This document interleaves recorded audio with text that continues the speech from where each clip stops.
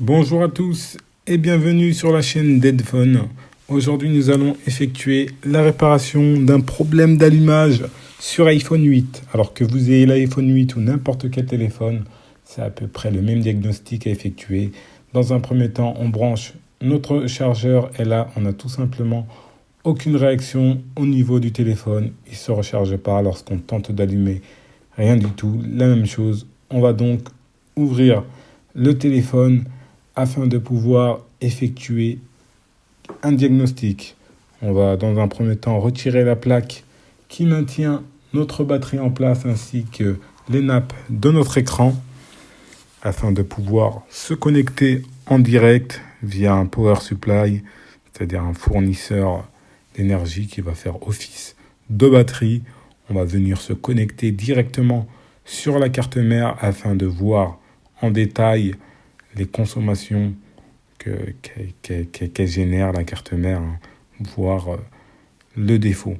Donc, on se branche directement sur notre carte mère à l'aide de nos câbles. Voilà, on branche le tout. Alors, c'est comme la voiture, lorsque vous n'avez plus de batterie. Donc, on branche le tout et là, on n'a tout simplement aucune réaction. Alors, au niveau de notre power supply, on a une petite indication qui nous indique comme quoi on est en court-circuit, un léger court-circuit. Donc, on va pour ça retirer notre carte mère et effectuer les relevés afin de pouvoir détecter notre ligne qui est en court-circuit. On va retirer notre petit joint. Alors, c'est un petit joint thermique aussi situé à l'arrière de la carte mère.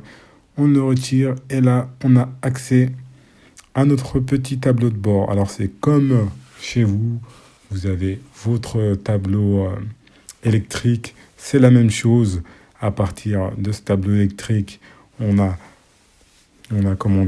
tous nos disjoncteurs qui sont reliés là-dessus. Donc ce que l'on va faire, c'est que on va effectuer les relevés afin de détecter la ligne qui se situe en court-circuit. Donc vous voyez, on utilise notre multimètre afin de pouvoir détecter notre ligne en court-circuit. On a détecté la ligne en court-circuit. Vous voyez, on a un condensateur HS. Vous voyez, c'est cette ligne-là directement en rouge qui est reliée aussi à notre codec audio et à notre alimentation principale. On a donc détecté notre court-circuit. Alors, pour tout ce qui est logiciel du téléphone, vous aurez tous les liens concernant le logiciel qu'on utilise afin de pouvoir effectuer le dépannage. Donc voici notre condensateur HS, vous voyez, il est directement en court-circuit. Notre ligne est en court-circuit, donc on passe sous le microscope, on applique un peu de flux afin de pouvoir retirer notre condensateur HS. Donc voilà, on le retire délicatement. On va ensuite effectuer un petit nettoyage de la surface du condensateur et vérifier qu'on ait bien retiré le bon condensateur. On va pour ça réutiliser notre multimètre afin de s'assurer que notre ligne soit plus en court-circuit. Donc vous voyez, on se met en mode multimètre, on vérifie que le tout sonne bien, c'est nickel. Et là, on vérifie qu'on n'ait plus aucun court-circuit sur la ligne. Voilà, tout est maintenant nickel. On va pouvoir réinstaller un nouveau condensateur. Donc, on se remet sous le microscope, on applique un peu de flux, on vient mettre en place notre nouveau condensateur. On met bien comme il faut, on vérifie qu'il ne soit pas en court-circuit avec d'autres condensateurs qui se situent tout autour. On monte ensuite le tout en température, on calibre bien notre condensateur. Voilà, il met maintenant en place. On laisse ensuite le tout refroidir.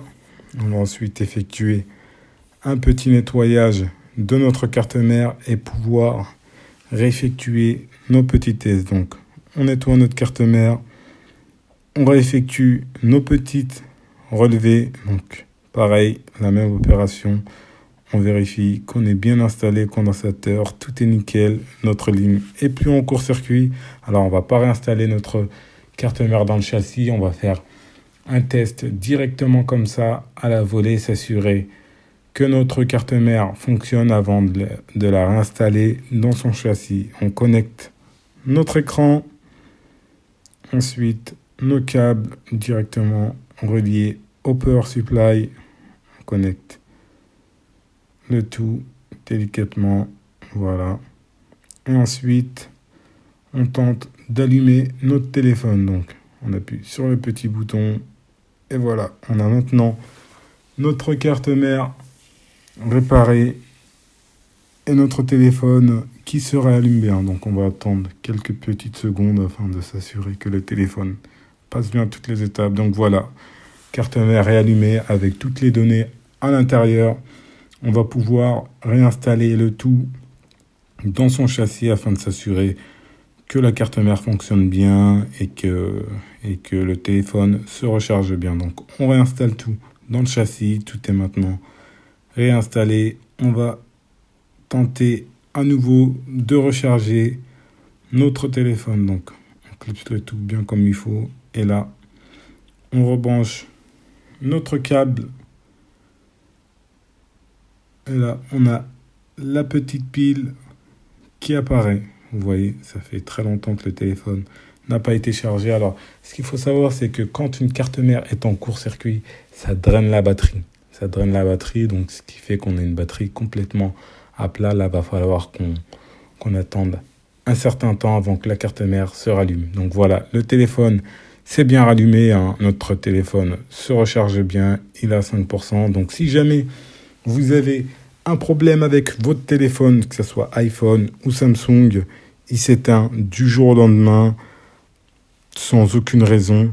Souvent, c'est dû à l'utilisation de mauvais câbles ou tout simplement une surtension au niveau de la carte mère qui fait que ça nous met un condensateur en court-circuit et notre téléphone ne fonctionne plus. Donc, si jamais cette vidéo vous a plu, n'hésitez pas à nous lâcher un like et à la prochaine pour de nouvelles vidéos.